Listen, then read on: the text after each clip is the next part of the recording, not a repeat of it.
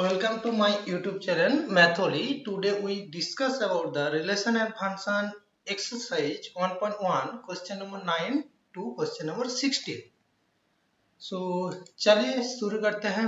तो इसके पहले हम लोग का क्वेश्चन नंबर 1 से लेकर क्वेश्चन नंबर 8 तक दोनों पार्ट में हम लोग ऑलरेडी कवर कर चुके हैं। तो आज हम लोग क्वेश्चन नंबर 9 से क्वेश्चन नंबर 16 तक कंप्लीट करेंगे। तो क्वेश्चन नंबर 9 का 1 क्या बोले हैं यहाँ पे देखो। So that each of the relation R in the set A x belongs to Z 0 less equal to x less equal to 2 given by R equal to a comma b such that mod of a minus b is multiple of 4 is a equivalence relation। पहले ए part हम लोग को देखना है equivalence relation. तो शुरू करते हैं। तो आपको दिया गया जो ए सेट वो क्या दिया गया ना, x belongs to Z, Z for set of integer, 0 less equal to x less equal to 12। Okay, इसका मीनिंग है जो ए सेट में जो एलिमेंट आएगा वो 0 से स्टार्ट हो रहा है, इक्वल है मतलब 0 से स्टार्ट हो रहा है, 0 1 2 करके कहां पे खत्म होगा 12 तक, क्योंकि लेस इक्वल टू साइन है। Okay clear. Next R relation जो दिया गया वो रिलेशन कैसे दिया गया ना, a comma b such that mod of a minus b is a multiple of 4। Okay, अभी देखो ये वाले मैथ हम लोग ऑलरेडी कर चुके हैं, इसके पहले भी a mod of a minus b हम लोग का था। तो पहले रिफ्लेक्सिव दिखाना है, इन जनरल केस लेते हैं क्योंकि यहाँ पे टोटल 13 एलिमेंट है, सारे लोग को लेकर करना थोड़ा सा डिफिकल्ट होगा, तो इसलिए इन जनरल केस करते हैं। Let a belongs to capital A, ये जो स्मॉल ए है कोई भी एलिमेंट हो सकता है कैपिटल ए का। तो इसके बाद हम लोग को देखना है मॉड ऑफ ए माइनस ए। तो मतलब क्यों ए माइनस ए, क्योंकि इसके पहले हम लोग पढ़े थे जो रिफ्लेक्सिव जब होगा तब ए एंड बी दोनों के जगह पे क्या बैठेगा, ए बैठेगा। कितना होता है मॉड ऑफ ए माइनस ए, 0 होता है। वो क्या होगा, इज ए मल्टीपुल ऑफ 4 होगा ना, 4 होगा। अच्छा 0 तो हमेशा मल्टीपुल ऑफ 4 होता है। तो इसके बाद हम लोग लिख सकते हैं A comma A belongs to R रहेगा। और इसका मीनिंग क्या है, इसका मीनिंग है R is a reflexive relation. Okay clear है ना, रिफ्लेक्सिव रिलेशन। इसके पहले हम लोग ऐसे मैथ बहुत किए हैं। ओके, नेक्स्ट सिमेट्रिक के लिए क्या करेंगे ना, पहले हम लोग एक जोड़ा लिख देते हैं क्या ना, a comma b belongs to r। इसका मीनिंग क्या था, इसका मीनिंग था mod of a minus b is a multiple of 4, यही था। हम लोग इसके पहले भी जाने हैं क्या ना, मॉड के अंदर a माइनस बी हो और b माइनस ए दोनों को उल्टा करने से वही आएगा। तो क्या होगा, इज ए मल्टीपुल ऑफ 4 ही होगा। तो इसके बाद हम लोग लिख सकते हैं b comma a belongs to r। Okay, क्योंकि उसका उल्टा दिखाना होता है। तो यहां से हम लोग कह सकते हैं r is a symmetric relation. Okay clear है ना, सिमेट्रिक रिलेशन। अभी नेक्स्ट ट्रांजिटिव के लिए, ट्रांजिटिव के लिए आपको दो जोड़ा उठाना होता है क्या ना, a comma b belongs to r and b comma c belongs to r। Okay, अभी देखो a कॉमा b का मीनिंग क्या था ना, mod of a minus b is a multiple of 4 and देखो b कॉमा c का meaning क्या है, वही होगा mod of b minus c is a multiple of क्या होगा 4। ओके, देखो अभी मॉड हटा दो वो भी मल्टीपुल ऑफ 4 होगा, क्योंकि इसके पहले हम लोग बोले थे जो मॉड हटाने से प्लस माइनस आता है, प्लस माइनस आने से कुछ नहीं होगा, वो भी मल्टीपुल ऑफ 4 होगा। यहाँ पे भी b माइनस सी वो क्या होगा, इज ए मल्टीपुल ऑफ लिख दो। अभी दोनों को प्लस कर दो, a minus B plus b minus C. तुम बताओगे प्लस क्यों किया, एक नंबर प्लस किया a कॉमा सी दिखाने के लिए, क्योंकि बी काट जाएगा, a माइनस सी हो जाएगा। नेक्स्ट उसका और एक इम्पोर्टेंट है क्या ना, आपका दो नंबर जो मल्टीपल ऑफ 4 है, जैसे 4 एंड 8, उन दोनों को प्लस करो, कितना आएगा 4 प्लस 8 12 आएगा, वो भी क्या होगा मल्टीपल ऑफ 4 होगा। Is a multiple of 4। तो इसके बाद हम लोग बी काट सकते हैं, बी काटने के बाद क्या लिख सकते हैं, a minus c is a multiple of 4 होगा। तो इसके बाद हम लोग दिखा सकते हैं a कॉमा सी, यही तो हम लोग को दिखाना था, बिलोंग्स टू R हो गया। अभी इसके बाद हम लोग कह सकते हैं सो R is a transitive relation. Okay, clear है ना ट्रांजिटिव रिलेशन तक। जब कोई रिलेशन रिफ्लेक्सिव, सिमेट्रिक, ट्रांजिटिव तीनों होता है, उसको क्या कहते हैं, सो हम लोग लिख सकते हैं R is a equivalence relation. Okay, equivalence relation कब होता है, जब तीनों रिलेशन एक साथ हो जाए। अभी देखो तुमको क्या दिया गया, find the set of all element related to one in the each case. मतलब इसका दो क्वेश्चन दिया गया। तो पहला क्वेश्चन के लिए वन एलिमेंट के साथ रिलेशन कौन कौन किया है वो हम लोग को देखना है, ओनली वन एलिमेंट के साथ। तो मतलब a माइनस बी जो था ना, जो रिलेशन मॉड ऑफ, उसमें b का वैल्यू 1 है। तो पहले बताओ मॉड ऑफ, हियर पहले हम लोग a ले लेते हैं, क्या मॉड ऑफ यहाँ पे फिक्स्ड 1 कर दो, b का वैल्यू 1। तो पहला कौन एलिमेंट आएगा, पहला एलिमेंट a का शुरू हुआ था 0, 0 माइनस 1 कितना होता है 1। चलिए मॉड कह रहा हूँ, मॉड ऑफ 0 माइनस 1 क्या आएगा 1। वो क्या मल्टीपल ऑफ 4 होता है नहीं। तो यहाँ पे हम लोग 1 बैठाएंगे, 1 माइनस 1 क्या होगा 0। वो क्या होता है, इज ए मल्टीपल ऑफ 4, क्या होता है 1। नेक्स्ट आप लोग को चेक करना है, 1 माइनस हो गया, अभी माइनस 1 कर रहा हूँ। इसके बाद देखो 2 लेंगे, 2 माइनस 1 क्या आएगा 1, वो भी मल्टीपल ऑफ 4 नहीं होता। इसके बाद 3 लेंगे, वो भी 2 आएगा, 4 लेंगे वो आपका 3 आएगा। इसके बाद हम लोग 5 लेते हैं, 5 माइनस 1 कितना आता है 4, वो क्या होता है इज ए मल्टीपल ऑफ 4 हो गया। इसके बाद उसके 5 से 4 और बढ़ाओ, कितना होगा 9 होगा, 9 माइनस 1 कितना आएगा 8, क्योंकि उसके मिडिल में जितने टर्म है वो नहीं होगा मल्टीपल ऑफ 4। क्लियर है ना। तो ए भी आपका मल्टीपल ऑफ 4। इसके बाद 9 के साथ 4 बढ़ाओ, कितना होगा 13, लेकिन 13 ए सेट में नहीं है, क्योंकि 12 उसका हाईएस्ट एलिमेंट है। तो 1 जो एलिमेंट है ना, 1 एलिमेंट के साथ रिलेशन कौन कर रहा है, आपका रिलेशन कर रहा है 1 5 9। तो इसके बाद हम लोग लिख सकते हैं, क्या लिख सकते हैं ना, the hence the set of elements related to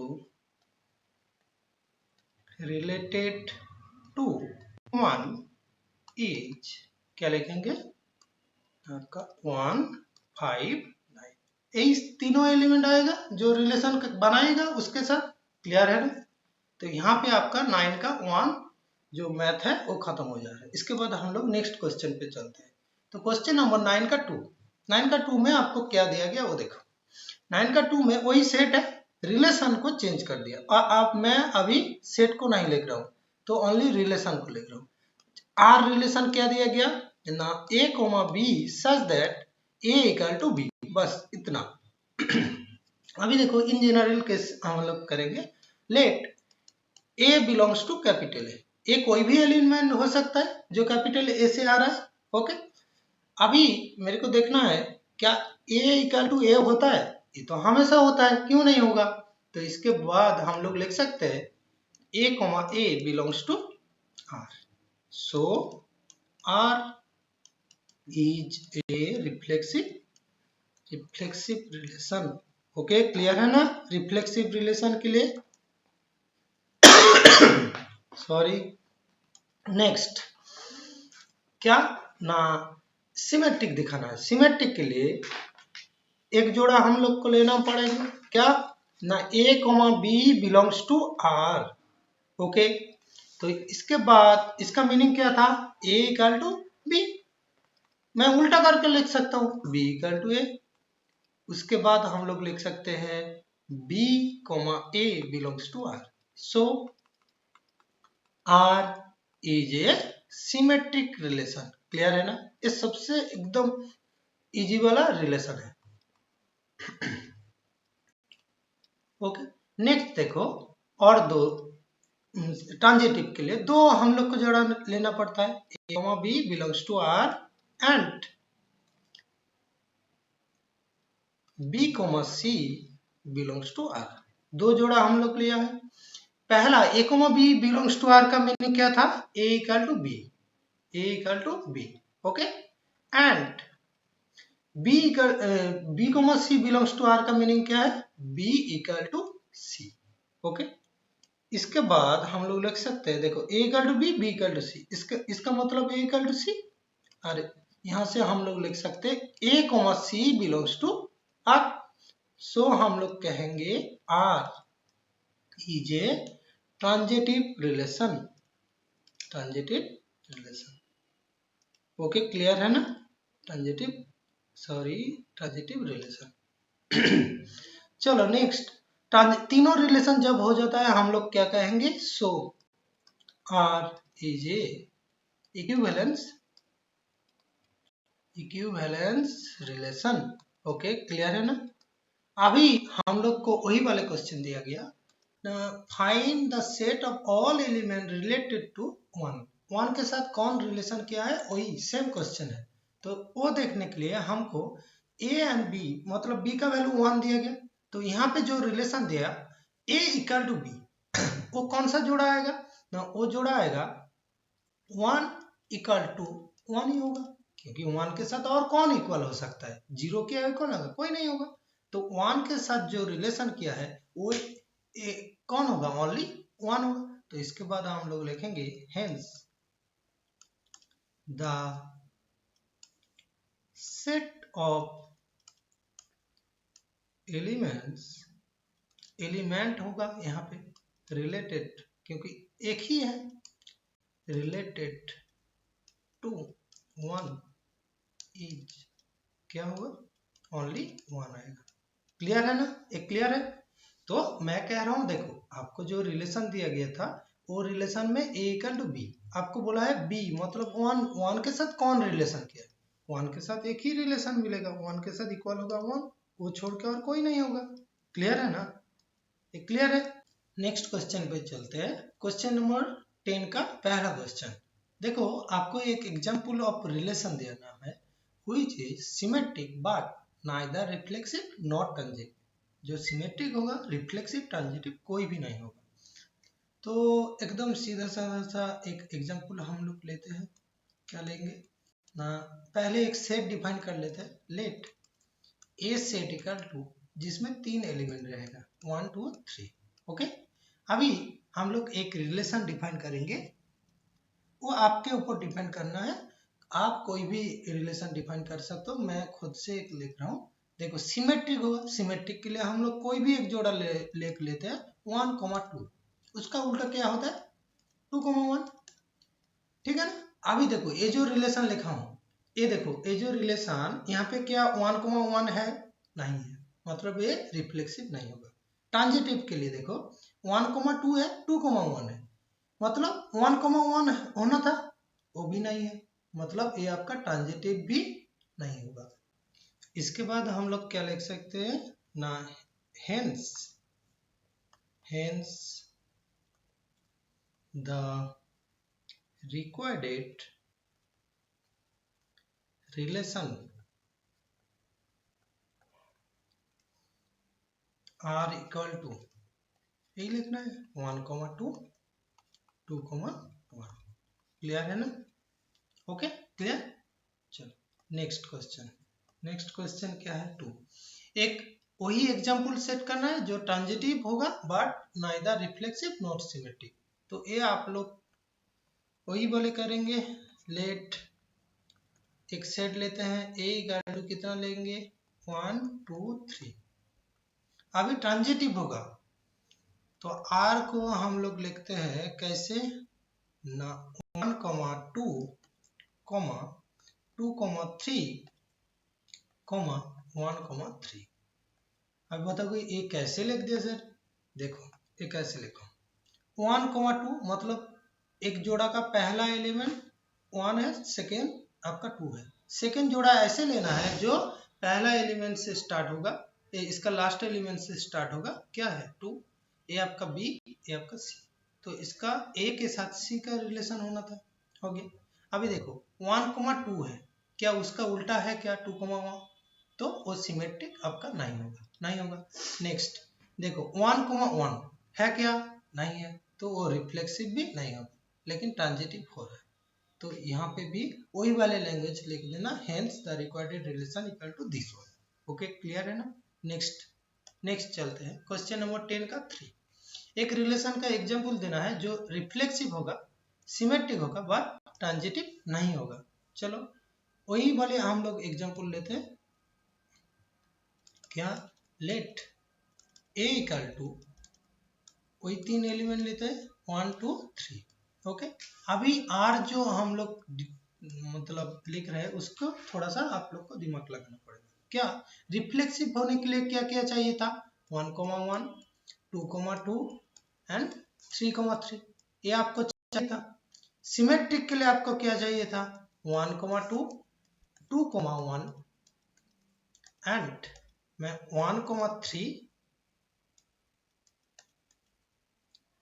3 1, ये हम लोग ले रहे हैं। अभी देखो ये आपका सिमेट्रिक हो जा रहा है, लेकिन ये ट्रांजिटिव नहीं हुआ।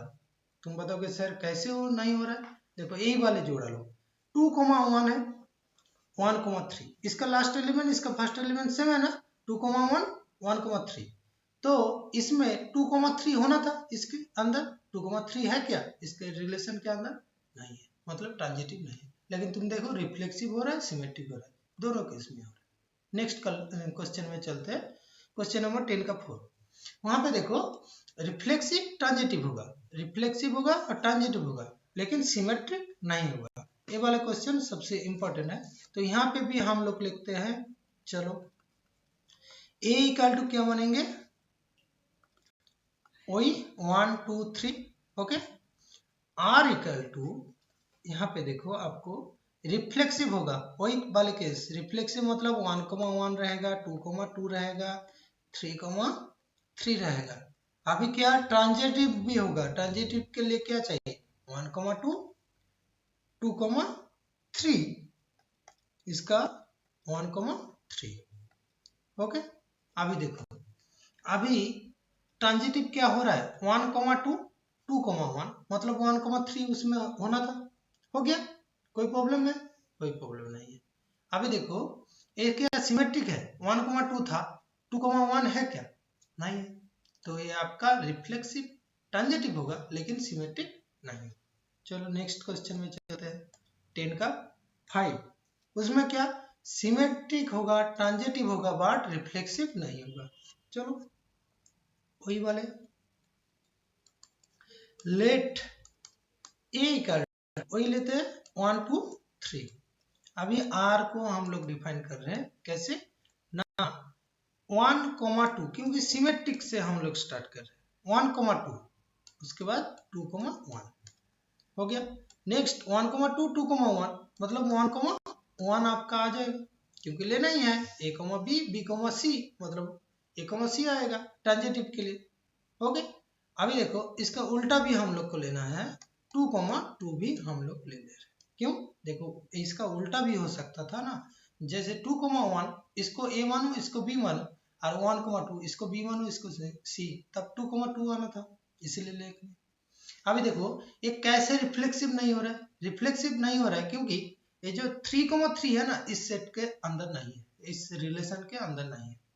एंड क्या आपका सिमेट्रिक कैसे हो रहा है 1 2 का उल्टा 2 1, और 1 1 उल्टा वही खुद होता है, 2 2 का उल्टा वो खुद होता है। ट्रांजिटिव तो अब अभी बताया, ठीक है, क्लियर है ना? और लास्ट में वही लिखना है, hence the required relation equal to this one. Okay, clear है ना? देखो नेक्स्ट क्वेश्चन के लिए क्वेश्चन नंबर 11, आपका क्वेश्चन नंबर 11 क्या दिया गया देखो, so that the relation are in a set of all point in the plane. मतलब जो ए सेट है उस एक प्लेन है, उसके ऊपर जितने सारे पॉइंट है उसका कलेक्शन है। ओके, अभी r equal to P Q such that distance from the point distance of the point P from the origin is same as the distance of the point Q from the origin। मतलब origin आपको O मानो, मतलब 0,0, यहाँ पे आप लोग P लो, तो O से P का जितना डिस्टेंस होगा, O से Q का डिस्टेंस, मैं यहाँ पे Q पॉइंट लो, O से Q का पॉइंट का डिस्टेंस भी उतना ही होगा। क्लियर है ना? अभी आपको दिखाना है ए इक्विवेलेंस रिलेशन है, इक्विवेलेंस रिलेशन होगा। चलो देखते हैं क्या सॉल्यूशन करके दिया गया। आर इक्वल टू पी कमा क्यू, वही वाले लिखा है जो ओरिजिन से पी का जितना डिस्टेंस है, ओरिजिन से क्यू का डिस्टेंस उतना है। अच्छा, पहला बात रिफ्लेक्सिव के लिए पी एंड क्यू दोनों के बदले में पी रखना है। देखो पी कमा पी बिलोंग्स टू आर लिखा है, क्यों? क्योंकि हम लोग जानते हैं कोई भी डिस्टेंस ओरिजिन से पी का डिस्टेंस और ओरिजिन से पी का दोनों सेम ही होगा, हमेशा ही सेम होगा, इसलिए वही बात लिख दिया, लिख के ये क्या बता दिया ना, R is a reflexive. Clear है ना? वही लिखा है देखो, the distance of P from the origin is always same as the distance of the same point P from the origin. Clear है? नेक्स्ट नाउ सिमेट्रिक के लिए क्या दिखाना है, लेट पी कमा क्यू, एक जोड़ा हम लोग को वहां से आर से लेना है। उसका मीनिंग क्या था? इसका मीनिंग था the distance from P from the origin is the same of the distance of the point Q from the origin. Okay, next देखो, मैं उसको उल्टा करके लिख सकता हूँ, पहले Q लिख दूं और उसके बाद P लिख। P एंड Q का दोनों का डिस्टेंस सेम है, ओरिजिन आपका O था, यहाँ पे P है और यहाँ पे Q है। ओके, यहाँ से इसका जो डिस्टेंस सपोज 5 सेंटीमीटर और यहाँ से इसका जो डिस्टेंस ये भी 5 सेंटीमीटर। मैं पहले P नहीं बता के पहले Q बताऊं, उसके बाद P बताऊं, कोई प्रॉब्लम नहीं, वही होगा। तो वो इम्प्लाइज करते हैं Q, P belongs to R।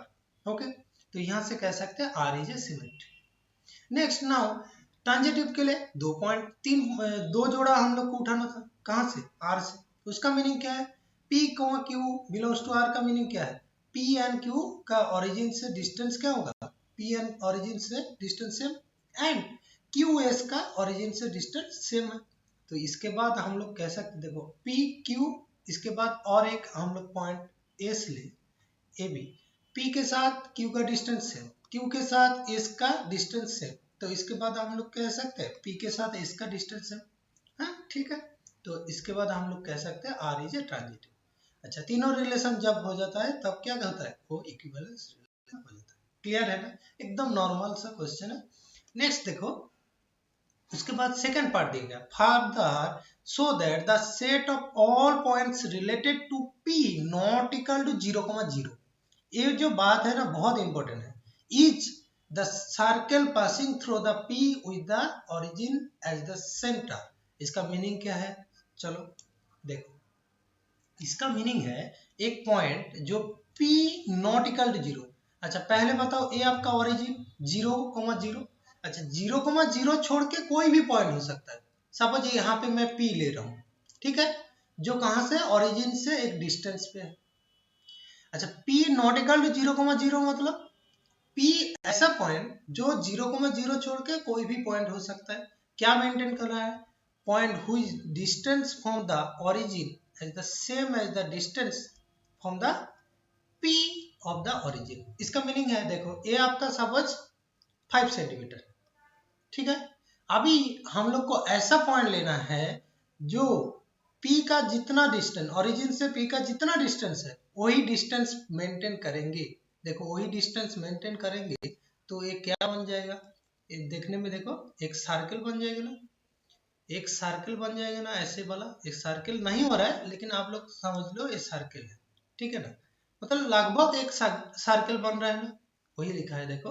O if ओ आपका 0,0 ओरिजिन होगा तो ओपी क्या होगा? एक डिस्टेंस, यहाँ पे मैं 5 लिखा हूँ, वहां पे के लिखा है, then the set of all point related to P the distance from the K from the origin. Okay, मतलब ओरिजिन से वही के डिस्टेंस वो हमेशा रखेगा, तो इसके बाद हम लोग कह सकते हैं जो सेट बनेगा, सेट ऑफ ऑल पॉइंट, मतलब ये जितने सारे पॉइंट लिखा है ना, ये सारे पॉइंट मिलकर एक क्या बन जाएगा, forms a circle.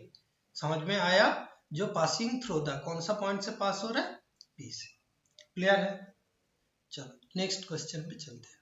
Next question क्या दिया, so that the relation are defined in the set of a of all triangle as the, अच्छा ये जो सेट है वो क्या है, सारे ट्राइंगल का करेक्शन। ओके, अभी आर जो दिया गया वो देखो, आर दिया गया T1, T2, जहां पे T1 similar to T2। Similar का कंडीशन आप लोग जानते हो, तो ये आपको क्या दिखाना है, इक्विवेलेंस रिलेशन दिखाना है। पहले ये पार्ट देख लेते हैं, उसके बाद नेक्स्ट पार्ट देखेंगे। ताले आपको जो दिया गया ए सेट वो कलेक्शन ऑफ ऑल ट्राइंगल है। ओके, अभी जो रिलेशन आर दिया गया वो कैसे दिया गया, T1, T2, T1 similar to T2। Okay, अभी देखो मैं क्या कर रहा हूँ, रिफ्लेक्सिव के लिए T1 और T2 दोनों में क्या रखना है, T1। अच्छा, हम लोग जानते हैं क्या ना, every triangle is similar to itself. Similar का मतलब क्या है, सिमिलर मतलब देखने में एक जैसा, एक ट्राइंगल उसके जैसा और एक ट्राइंगल वो छोटा हो सकता है, बड़ा हो सकता है, इसको कहते हैं सिमिलर ट्राइंगल। ठीक है ना? तो कोई भी ट्राइंगल उसके साथ वही वाला ट्राइंगल वो खुद क्या होगा, सिमिलर होगा। ये तो हमेशा ही होगा, कोई भी चीज उसके साथ वही चीज क्या होगा, सिमिलर होगा।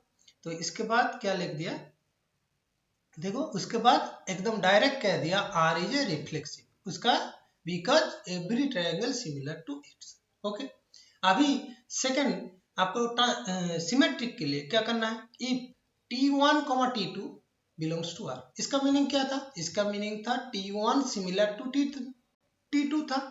यहाँ पे आप लोग इम्प्लाइज दे सकते हो। उसके बाद मैं उल्टा करके भी लिख सकता हूँ, T2 सिमिलर टू T1। ये तो होगा ही, कोई भी चीज दूसरे चीज के साथ सिमिलर होगा तो उसका उल्टा करोगे तो वो भी सिमिलर होगा। इसके बाद हम लोग लिख सकते हैं T2, T1 belongs to R, तो आर क्या हो जाएगा, सिमेट्रिक। नेक्स्ट देखो, ट्रांजिटिव के लिए वही दो जोड़ा हम लोग को उठाना था। उठाने के बाद T1 similar to T2 and T2 similar to T3। तो इसके बाद हम लोग डायरेक्ट कह सकते हैं T1 सिमिलर टू T3। तो इसके बाद क्या कह सकते हैं, T1, T3 belongs to R होगा। क्लियर? तो इसके बाद आर इज ए क्या होगा, सिमेट्रिक। अच्छा सॉरी, ट्रांजिटिव हो जाएगा। तो रिफ्लेक्सिव, सिमेट्रिक, ट्रांजिटिव तीनों रिलेशन होने पर आर को क्या कहेंगे, इक्विवेलेंस रिलेशन हो गया। अभी देखो इसका सेकेंड पार्ट था, क्या था, कंसीडर 3 राइट एंगल ट्राइंगल, एक T1 जिसका आपका साइड दिया गया 3, 4, 5, एक T2 जिसका साइड दिया गया 5, 12, 13, T3 6, 8, 10, which is triangle among the T1, T2, T3 related। कौन सा ट्रायंगल जो रिलेटेड है। अच्छा, सिमिलर का आप लोग कंडीशन जानते हो, साइड का कंडीशन था तीनों, दो ट्रायंगल का 3 साइड दिया जाएगा तो उस साइड का जो रेशियो होता है वो प्रोपोर्शन में रहेगा, मतलब वो एक कांस्टेंट आएगा। मैं देख पा रहा हूँ T1 जो दिया गया था ना, जिसका तीनों साइड क्या दिया गया था आपका 3, 4, 5, वो आप लोग को चेक करना है। उसके साथ T3 का जो साइड दिया गया था उसका जो रेशियो मैं निकालू वो कितना आएगा, हमेशा 1/2 आएगा। तुम इसके छोड़ के दूसरा कुछ करो, सपोज मैं T2 का जो साइड दिया गया 5/6 कर रहा हूँ।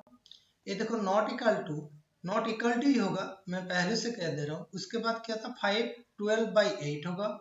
ये आपका नॉट इक्वल टू 13/10 होगा। ये इक्वल टू नहीं होगा, लेकिन सिमिलर का कंडीशन था आपको तीनों का जो प्रोपोर्शन होगा, मतलब रेशियो होगा, वो क्या होगा, प्रोपोर्शन में रहेगा, मतलब एक कांस्टेंट आएगा हमेशा। तो वही लिखा है देखो, the corresponding side of triangle T1 and T3 are same ratio में है। तो जब सेम रेशियो में होता है वो क्या हो जाता है, सिमिलर होता है। और सेम रेशियो में नहीं होने पर वो सिमिलर नहीं होता है, इसलिए T1 और T2 सिमिलर में नहीं होगा, लेकिन T1 एंड T3 सिमिलर में होगा। इसलिए T1 आपको बोले थे T1, T2, T3 में कौन किसके साथ रिलेशन में है, इसलिए यही बात लिखा है T1 is related to T3। Clear है ना? एकदम नॉर्मल सा जो सिमिलर चैप्टर था आप लोग का क्लास 10 में, वो वही से आया है। ओके, नेक्स्ट चलते हैं। नेक्स्ट देखो क्वेश्चन नंबर 13। क्वेश्चन नंबर 13 में कह दिएगा so that the relation R is defined in the set A all polygon. अच्छा, जो ए सेट दिया गया वो क्या है? सेट ऑफ ऑल पॉलीगॉन, जितने सारे पॉलीगॉन हो सकते हैं जैसे ट्रायंगल, क्वाड्रिलेटरल, पेंटागन, बहुत कुछ हो सकता है, सारे का कलेक्शन। अभी आर जो रिलेशन दिया गया P1, P2, P1 and P2 have same number of side. ये जो रिलेशन यही इंपॉर्टेंट होता है, क्या होगा? दोनों का साइड सेम होगा। जैसे मैं क्वाड्रिलेटरल लूं, सपोज P1 एक रेक्टेंगल और P2 एक स्क्वायर, दोनों का क्या है? नंबर ऑफ साइड 4 करके है, तो इक्वल होगा। वही आपको दिखाना है क्या इक्विवेलेंस रिलेशन है क्या नहीं। तो पहले आर सेट लिख दिया P1, P2, P1 and P2 have the same number of side, लिख दिया। अभी रिफ्लेक्सिव डायरेक्ट कह दे रहा हूँ, आर इज रिफ्लेक्सिव, क्योंकि P1, P1 belongs to R होगा, क्योंकि हम लोग जानते हैं कोई भी सेम पॉलीगॉन खुद के साथ खुद का नंबर ऑफ साइड सेम होगा, वही बात लिख दिया, number of side self itself same होगा। इसके बाद सिमेट्रिक के लिए P1, P2 belongs to are, P1 and P2 के साथ सेम नंबर ऑफ साइड, तो मैं उल्टा करके भी लिखूं तब सेम नंबर ऑफ साइड होगा, कोई प्रॉब्लम नहीं। तो इसके बाद हम लिख सकते हैं P2, P1 belongs to R होगा, तो आर सिमेट्रिक भी हो जाएगा। नेक्स्ट देखो ट्रांजिटिव के लिए दो जोड़ा हम लोग लिखे, P1 के साथ P2 का same number of side, P2 के साथ P3 का सेम नंबर ऑफ साइड। तो इसके बाद हम लोग डायरेक्ट कह सकते हैं P1 के साथ P3 का सेम नंबर ऑफ साइड। तो इसके बाद लिख सकते हैं P1, P3 belongs to R होगा। ओके, तब हम लोग कह सकते हैं आर इज ए ट्रांजिटिव। तो तीनों हो जाएगा, तो वो क्या हो जाएगा? Equivalence relation. अभी इसका सेकेंड पार्ट में क्या दिया गया देखे तो देखो, what is the set of all element in A related to right angle triangle T with side 3, 4, 5। एक राइट एंगल ट्राइंगल जो T दिया गया क्या, जिसका तीनों साइड 3, 4, 5, तो वो कैसे रिलेशन में रहेगा? चलो देखते हैं इसका सॉल्यूशन।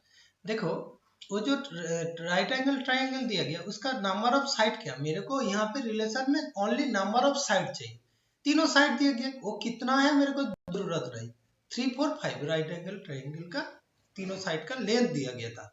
अभी वहां पे लिख रहा हूँ ये जो पॉलीगन है वो नंबर ऑफ साइड कितना है? 3 साइड। तो T is a polygon with 3 side. अच्छा, एक पॉलीगन जिसका 3 साइड होता है उसको क्या कहते हैं? ट्रायंगल। इसलिए एकदम रिलेशन लिख दिया था, set of all element in the a related to the triangle T। क्या ए के साथ T का क्या रिलेशन होगा? ना सेट ऑफ ऑल, क्या दिया गया? The set of all triangle, वही, क्योंकि तीनों साइड है इसलिए T क्या कौन सा रिलेशन होल्ड करेगा? Just set of all triangle का रिलेशन होल्ड करेगा। क्लियर है ना, समझ में आया? चलो नेक्स्ट क्वेश्चन में हम लोग चलते हैं। क्वेश्चन नंबर 14, यहाँ पे क्या दिया गया ना, late L be the set of all lines in XY plane। XY plane के ऊपर set of all point, L जो है वो set of all point define करते हैं। R be a relation in the L defined as L1, L2 such that L1 parallel to L2। ठीक है, so that this is the equivalence relation, ये equivalence relation होगा। तो पहले relation लिख दिया L1, L2, L1 is parallel to L2। अभी वही वाली बात, R रिफ्लेक्सिव होगा, क्यों? कोई भी लाइन वो खुद के साथ खुद पैरेलल, एक लाइन है वो खुद के साथ खुद पैरेलल होगा, क्यों नहीं होगा? पैरेलल होता है इटसेल्फ। तो यहाँ पे R क्या हो जाएगा? रिफ्लेक्सिव हो जाएगा। इसके बाद मेरे को सिमेट्रिक दिखाना है। देखो ये आपका L1 लाइन है, ये आपका L2 लाइन है, L1 के साथ L2 पैरेलल होगा, तो इसका उल्टा भी L2 के साथ L1 भी पैरेलल होगा। तो इसके मतलब क्या है? L2, L1 belongs to R, तो R क्या हो जाएगा? सिमेट्रिक भी हो जाएगा। क्लियर है? नेक्स्ट देखो, नेक्स्ट ट्रांजिटिव के लिए L1 के साथ L2 मैं लिख रहा हूँ, L1 के साथ ये आपका L1, ये आपका L2, L1 के साथ L2 पैरेलल है और L2 के साथ L3 पैरेलल है, तो मैं यहाँ से कह सकता हूँ L1 के साथ L3 भी क्या हो जाएगा? पैरेलल हो जाएगा। तो L1 is parallel to L3, तो आर क्या हो जाएगा, ट्रांजिटिव हो जाएगा। हेंस तो यहाँ पे क्या कह सकते हैं, आर इज इक्विवेलेंस रिलेशन हो जाएगा। आर क्या हो जाएगा, इक्विवेलेंस रिलेशन हो जाएगा। इसके बाद क्या दिया गया देखो, find the set of all line related to the line y equal to 2x plus 4। y equal to 2x plus 4 के साथ कौन रिलेशन में है, फाइंड द ऑल लाइन, वही लाइन को आपको फाइंड करना है। अच्छा, हम लोग क्या जानते हैं, देखो हम लोग जानते हैं ये जो y equal to 2x plus 4 इसका स्लोप क्या होगा, हम लोग ये फॉर्मूला जानते हैं ना, y equal to mx plus c, जहाँ पे m होता है उसका स्लोप। तो m का वैल्यू कितना दिया गया, 2 दिया गया, यहाँ पे 2x प्लस 4 है, इसलिए m का वैल्यू क्या देगा, 2। अच्छा, इसके पहले क्लास 11 में हम लोग एक चैप्टर पढ़े थे, जिसमें क्या पढ़े थे ना, स्ट्रेट लाइन का चैप्टर में पैरेलल लाइन जब होता है उसका स्लोप क्या होता है, सेम स्लोप होता है। तो इसके बाद हम लोग लिख सकते हैं the line of parallel is given by form, वो इसके साथ जो पैरेलल लाइन होगा उसका स्लोप क्या होगा, सेम होगा। मतलब y equal to 2x plus ये जो कांस्टेंट है वो चेंज हो जाएगा। ये कांस्टेंट कहाँ से लेंगे ना, सेट ऑफ रियल नंबर से हम लोग लिख सकते हैं।